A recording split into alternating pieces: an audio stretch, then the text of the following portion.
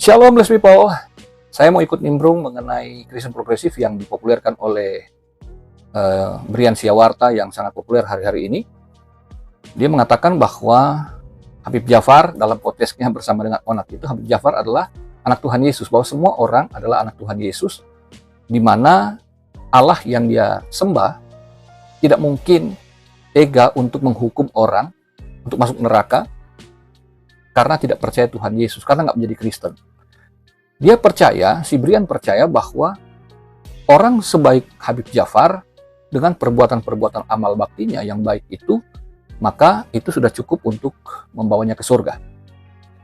Oke, dalam pemahaman umum bisa saja ada banyak jalan menuju ke Roma.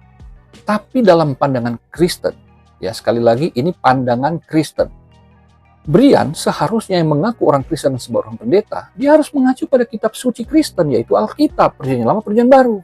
Nggak boleh berdasarkan tafsirnya sendiri, pemikiran dan perasaannya doang. Dia nggak mengutip satu ayat pun. Biasa dia begitu dalam podcast-podcastnya, dalam berbagai video-videonya seperti itu. Ngaco lah. Bahkan orang ateis pun yang penting berbuat baik, dia pasti masuk surga. Karena bagi Brian, orang yang punya kasih itu pasti memiliki Kristus, karena Allah itu kasih. Yesus Kristus itu kasih adanya. Tetapi nggak benar sama sekali hal itu. Mengapa?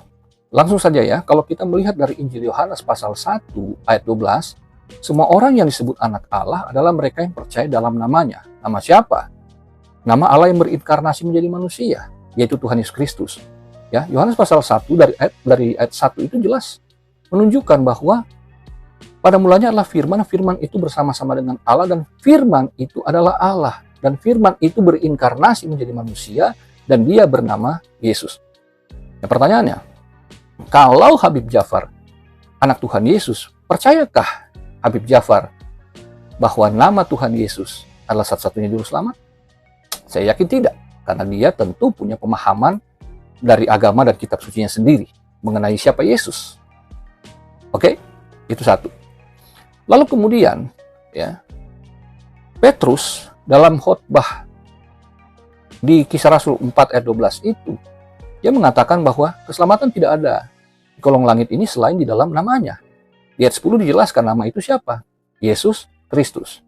Jadi clear. Lalu selanjutnya, Brian sering mengutip Yohanes 3 ayat 16 untuk mengatakan bahwa Allah nggak mungkin tega menghukum orang yang berbuat baik, karena Yesus sayang sama lu, Tuhan sayang sama lu. Itu tagline-nya dia selalu. Tuhan sayang sama lu. Nah, padahal di situ Allah yang begitu besar kasihnya akan dunia ini memang mengaruniakan Yesus Kristus, anak yang tunggal, supaya setiap orang yang percaya kepadanya tidak binasa, dan kan beroleh hidup yang kekal. Jadi kehidupan kekal hanya di dalam nama anak Allah itu. Pertanyaannya, percayakah Habib Djafar Yesus adalah anak Allah? Percayakah Habib Djafar bahwa Yesus itu adalah anak Allah yang menyelamatkan dirinya? Saya yakin tidak, karena teologinya sekali lagi beda. Dan Brian melupakan ayat 18-nya, bahwa setiap orang yang percaya pada Yesus memang selamat, tidak binasa, tidak dihukum. Tapi yang tidak percaya mendapat kepastian hukuman dan kebinasaan. Clear itu ayatnya. Ya, nggak perlu dijelaskan lebih lanjut dari teks Yunani. Itu sangat clear bahasanya. Beda bukan? Lalu kemudian, Yohanes 14 ayat yang ke-6, Tuhan Yesus berkata, akulah jalan dan kebenaran dan hidup. Tidak seorang pun yang sampai kepada Bapa kalau tidak melalui aku. Nggak ada orang yang selamat, nggak ada orang yang ke sorga kalau tidak melalui Yesus. Percayakah Habib Djafar bahwa Yesus jalan satu-satunya? Saya yakin tidak. Lalu kemudian, di Yohanes pasal 11 ayat yang ke-25 dan 26 itu, Tuhan Yesus berkata bahwa dialah kebangkitan yang hidup. Bahwa orang yang percaya kepadanya, meskipun sudah mati, mereka pasti mendapatkan kebangkitan. Percayakah kamu, kata Tuhan Yesus? Sekarang lontarkan pertanyaan itu kepada Habib Djafar. Percayakah dia bahwa Tuhan Yesus adalah kebangkitan yang hidup? Saya rasa tidak. Kenapa?